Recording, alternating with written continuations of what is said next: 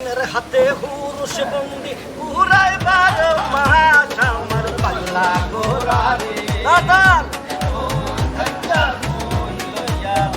ওই আমার পাল্লা গোরারে ওই কাইয়া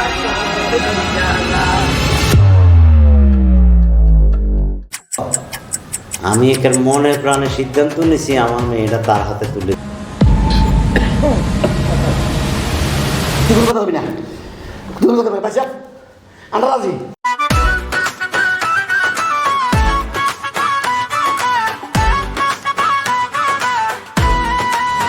তুই নামাজও বরস না, তুই এখন কটা বাজে তুই শুয়ে রয়েছ?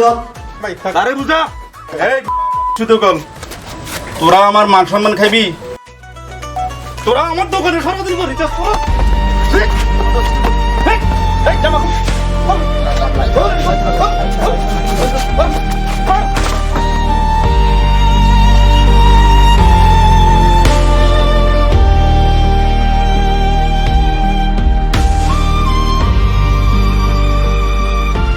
থানাত গেছিলি দে খবর কি? নতুন ওসি সাহেব আমরা চিনে না। কি করেছি দিছস? কইছি আই আমার বস এই এলাকার সবচেয়ে বড় ড্রাগ ডিলার।